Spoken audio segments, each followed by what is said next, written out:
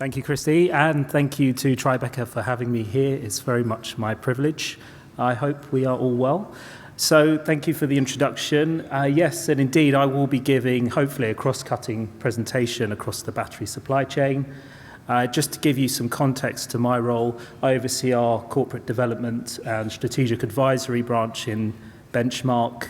I'm based in Australia, and I'm working on a whole range of very interesting projects at the moment, notably some lithium and graphite projects, but not limited to. I'm also working in the downstream with battery cell producers, cathode active material manufacturers, and governments and other investors. Now, before I get started, I just want to give you a brief overview of Benchmark for those of you who are unfamiliar. So really, Benchmark was conceived with the mission statement to provide actionable intelligence and really premised on giving leaders, governments, investors, really empowering them to make strategic, critical supply chain decisions, and really in the face of an ever-evolving, changing energy transition. Last year we acquired Romotion, and this has really given us a full, deep coverage from the raw material excavation all the way through to the downstream grid and energy markets.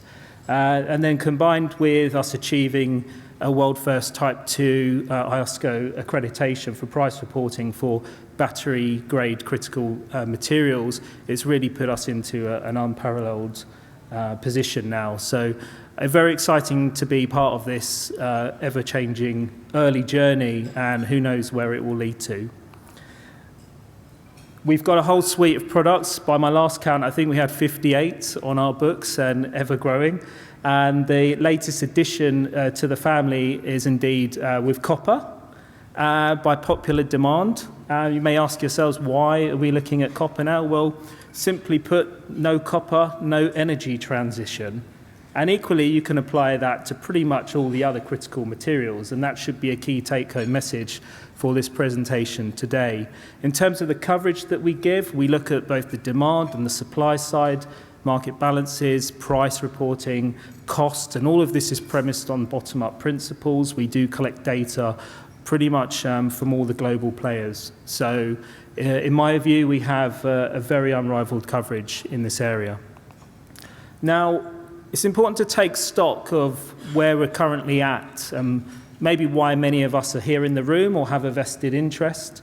If we have an early reflection on where we've got to with the battery supply chain and vis-a-vis the demand story, it's important to acknowledge that last year, despite what you had maybe read in various media outlets, the wheels are falling off on the battery supply story, maybe EVs are not quite garnering the same level of support. There is some element of truth in that, in the sense that the scale, the rate of increase in demand just wasn't quite as accelerated as it was in 2023, albeit we're still pretty healthy compound annual growth. And last year was notably a really significant landmark because we hit the 1 terawatt hour of battery demand. Now, we are by no means anywhere near close to realizing those scale ambitions. And in spite of all the market headwinds that have been happening in recent months and in recent years, we're still pretty bullish about where we're headed. So we take a very glass more than half full view of where the market's headed. And that's because it's predicated on strong policy support. Of course, there are some shifting sands with what's happening in various governments, and some of the maybe more interventionist and isolationist strategies that are now ensuing in that playbook. But fundamentally, it doesn't change where we're headed, and it's still premised on those decarbonisation goals. So future is still bright. We see last year as a very minor bump in the road on this very long journey ahead. And if you look at the recent EV sales, you can observe that actually all of the major markets are performing very well. Of course, some of that market volatility is having an impact, particularly with respect to long-term capital outlays. And one of our key observations is that, simply put, there's been a hesitancy from the investor community. Depending on your perspective, that can be good or it can be bad. If you're working in the downstream, In fact, it's not looking too bad because it means that batteries, cell prices have actually come down to an historic low. And as a weighted average, we'd even seen them come to sub $75 per kilowatt hour. That's a really important observation because we are now on the cusp of achieving a battery cell cost which is very close to achieving a price parity with internal combustion engine counterparts. And that really primarily feeds into that long-term demand story for unlocking the potential in widespread deployment of electric vehicles. And of course, all of the critical minerals that feed into those batteries. Now, on the back of some of the decrease in the price battery cell prices, it's also having a profound impact on energy stationary storage, which by our accounts is the second largest market for battery demand. It's currently the fastest growing market, and it's performing exceptionally well across all regions. Now, we look at some of the regional differences. I mean, China in particular has already had a tremendous head start in the rest of the world, and indeed is still continuing its efforts. What we are observing is that we're seeing more projects come online, and they're bigger in capacity. And because of the ability to pair with renewables, specifically in this case with solar energy, we're also seeing that proliferation of the energy stationary storage applications, and we will continue to see that over the coming years. So in our forecast, we're predicting triple-digit compound annual growth for a lot of these markets. So it's an incredibly exciting market to be in. And of course, there are profound implications on the supply chains as well, which I'll get into shortly. And while the demand has been building, China has been building. And no surprise, I'm sure, to this audience to see that China really has a stranglehold on pretty much all facets of the supply chain. There are a few exceptions, but whether you believe, in a China story or a US story is kind of irrelevant. What is important is to acknowledge that through this stranglehold that China has, that there is a potential for single points of failure to arise in the supply chain. And that means if you're an incumbent or a new entrant, then it becomes increasingly difficult to gain a foothold here, and the barriers to entry become markedly higher. And for governments, they're now finally waking up to this. We've given evidence to various federal governments around the world in recent years to really tell them that you have a battery arms race on your hands here.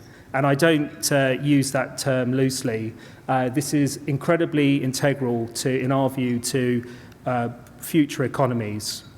And so for that reason, it means that governments do need to take an active role in helping to deploy capital as quickly as possible to help realise these scale ambitions. And at the moment, we're not quite seeing those scale ambitions be realised with some of the government policies. It is getting better, I should add, so it's not an all doom and gloom picture, but certainly more can be done. Now, when we look at some of the developments in the supply chain, first of all, just looking slightly downstream again, one of the key observations, certainly at the battery cell stage, is that we're starting to observe what we see as an early consolidation, a rationalization of the industry. And that's because in recent years, we've seen that proliferation of battery cell gigafactories, most notably in China, but not limited to. As a result, we are also observing either delays or outright cancellations to projects. We don't capture it here, but one of the recent observations is Northvolt. It was lauded as the pin-up child for Europe to help realise its localised scale ambitions, and unfortunately that they've declared bankruptcy. So it shows you some of the challenges that are ongoing for the incumbents in this industry. Now, each one of these casualties has their own unique story, so we can't apply a one-size-fits-all approach to it, but it just shows you that how some of these challenges and the scale of these challenges are unraveling, and that becomes an issue for garnering more confidence in the investor community. So at the moment, we are still seeing this wide paradox of trying to build self-sufficiency versus what can actually be achieved. We actually do track each of these gigafactories using satellite geospatial imagery, And this helps us to inform on some of our build-outs for our supply, helps us to work out the market balances, and that also feeds into all the upstream pricing and all the mechanisms that unravel as you get into the downstream. So we can say this with a relatively high degree of confidence, how we think this market is likely to play out in the coming years. And that also feeds into things like your capacity, your utilization, and your weighted supply.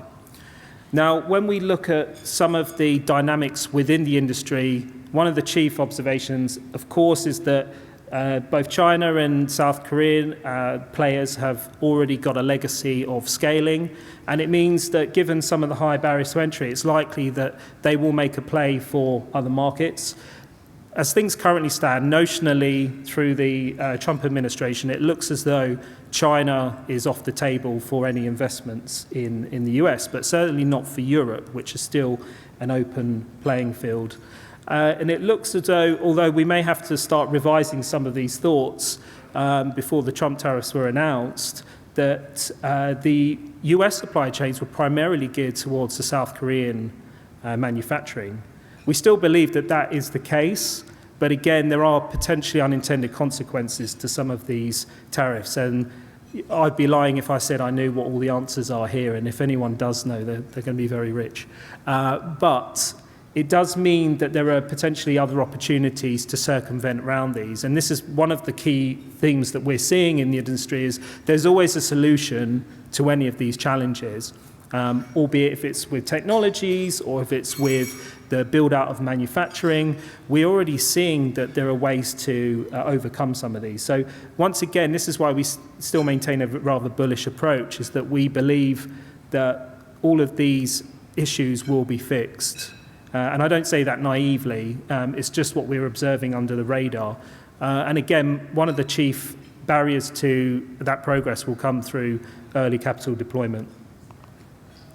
Now, it'd be remiss of me not to talk about copper, given that I'm going to preface the session later. And really, this should serve as a microcosm for what is currently ensuing with pretty much all of those battery-grade critical minerals, but certainly not limited to. Now, one of our key observations is that despite the intensity of copper really falling over the last 10 or so years, and that's been principally owed to two key factors. The first one is that yes, it is primarily used in electric vehicles for wiring, and some of that has been reduced over recent years, and then combined with the fact that your copper foils have been reducing in thickness size in battery cells, it means that that intensity has fallen off. But you overlay the demand story, and you can see that in the current projections, you're going to need at least double of what today's demand is just to fulfill the scale ambitions. And to give you a rough industry analog, 1.2 million tons roughly equates to Codelco's asset, and which is the largest copper mine in the world. So in order to achieve some of the future ambitions by 2040, you're looking at roughly about 4 times the size of that copper mine. So this isn't an insurmountable task to achieve this, but fundamentally we are observing that there is some of these projects are going to be very, very hungry for copper. So this is really defining a paradigm shift in the use of copper. Traditionally, copper's been used as a bellwether for the economy, and through the proliferation of batteries, it means that copper and the demand for copper is going to become ever greater. And if you're looking at some of the recent developments, you see that copper price is already high. And there are some arguments that in order to bring more projects online, you're going to have higher copper prices to incentivize. Now, you look at one of the case in point here for the Dogger Bank farm, you can see that we're already seeing an order of magnitude higher demand for this particular asset in terms of copper. And this just illustrates the point of how much of this material is going to be needed. And not just copper, but other critical minerals as well. Again, as I said, the microcosm here is that there's just simply put not enough supply to fulfill the demand scale ambitions. And case in point is that in recent years we've observed that there have been very few greenfield developments and they've been smaller in size. There are some primary reasons for that. The ones that really come to mind is that there's been a capital increase, so there's been some inflation there. There's also been some geological complexities. Deeper ore bodies, lower grades. That's also compounding the effect. And then finally, permitting has been a big issue. If you take the US as an example, they've got roughly about 2 million tons of copper resource available and what could currently come out of the pipeline. But permitting is still proving to be a barrier to progress there.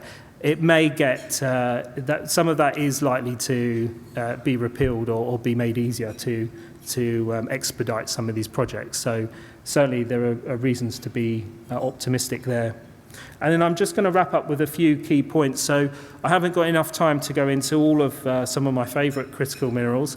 I guess the big one is lithium, given that we predominantly look at lithium-ion batteries. One thing I forgot to add earlier is that we often get asked a question about LFP versus NCM-based battery chemistry, so lithium iron phosphate, nickel, cobalt, manganese oxide batteries, which one's going to win the day? And my answer is both of these can coexist, and there's room for multiple chemistries to coexist. And that's an important observation because it means that there's a role for all of these critical minerals to coexist, but it does mean that there are potential supply gaps on the horizon for pretty much all of these major critical minerals. A lot of the markets are currently in an oversupply situation, so it doesn't tell you that whole story, but by 2030, we're going to need roughly about 300 mines across the board to realize the base case demand scenario. Again, not insurmountable, but if you consider some of the lead times to scale these mines, you don't need to be a rocket scientist to know that this cannot really be achieved. So what can be achieved, really brownfield expansions, that seems to still be on the cards. And again, being smarter with other ways of trying to diversify the supply chain. So recycling is one potential solution. It doesn't fulfill the whole supply gap, but it does go some way to achieving that. And diversification of different battery cell technologies and novel ways to try and make batteries more efficient, more abundant, and just better. So there are a number of solutions out there. There are a number of disruptors out there. Lithium, we've got direct lithium extraction, which is something that we are tracking in detail. That does have the potential to disrupt. Notably, the oil and gas companies that are looking at oil field brines, they have the know-how to extract. They have deep pockets. Having worked in one for over 10 years, I can safely say that is something to be looking out for, but by no means limited there. And the key take-home here is that there are multiple solutions that will be required to really unlock the potential. How long do I have? Because I think I had a bit of extra time. Okay. I'm finding this really interesting. Are you happy for him to keep going everyone to the death now? My little Scotty's here. Okay, great. Well, thank you for indulging me. Well, that's great. So hopefully you're still interested. So if we just have a quick rattle through some of these. So again, it goes back to the point that we need to be smarter with how we are thinking of approaching some of the problems here. And if you look at some of the ongoing developments in battery cells, we've already seen cobalt, for example. There's been a thrift there. We're seeing high nickel chemistries that are coming into the picture, and primarily they're really being primed for your premium electric vehicle applications in the Western markets, whereas your LFP has really been a China legacy. And so what we are starting to see is this divergence of your end-use demand and indeed the way the supply chains are set up. But fundamentally, it means that whether you are a proponent of Canada or Australia or China or anywhere, simply put, we still need to have more of these mines come online to meet these scale ambitions. In terms of translating that to broad investment, it means that in our base case scenario, you're going to rely on about $1.2 trillion of capex required in the base case for 2040. So this is just to get projects off the ground. So this doesn't factor in any other prices, but it just shows you the scale of the challenge on the horizon and indeed the opportunity. And I should also say thank you to our friends at Visual Capitalists for helping us put this together. So they're doing some tremendous work there. And I really like these infographics because it really gives you that thematic on what's happening there. How could I resist the urge to talk about the geopolitics? We should probably have a penny bank for every time the T word is used today. I've tried to refrain from saying it, but I think by my own count I've said it 3 or 4 times. So I've already broken my own rule. But importantly, this, whether you like it or not, the geopolitics is going to shape the way that we respond to the energy transition over the coming years. We are seeing the US take an increasingly isolationist approach. It is disrupting the world order. I would argue that 30 or 40 years of neoliberalism is now being greatly challenged, is under threat, and we are seeing that playbook play out now. So we're entering a new norm, and I suppose for some people that makes them nervous. I would still urge you to walk away from this room and think about where the longer term picture is and where we are at in that journey. We've still got an incredibly long way to go. But what it does mean is that critical minerals is still going to be at the heart of everything that's going on. And we only look to the recent developments in Ukraine to see that this is fundamentally what we're talking about here. And certainly not limited to Ukraine. I could reel off a number of examples of how the geopolitics are creating distortions in the market, notwithstanding recent developments with the export controls for cobalt in the DRC. We've got Indonesia government with respect to royalties that's also having an impact, particularly around the nickel market. We've seen in recent years the H-Power nickel projects and that glut there has had a really profound impact on Australian nickel supply. We're also seeing, well, until today, I'm now starting to have my doubts, but we thought that India would be an ever-growing powerhouse and pivot towards the US because it wanted to position itself as a viable alternative to China. It's difficult to really make sense of the tariffs at the moment and what they mean for those relationships.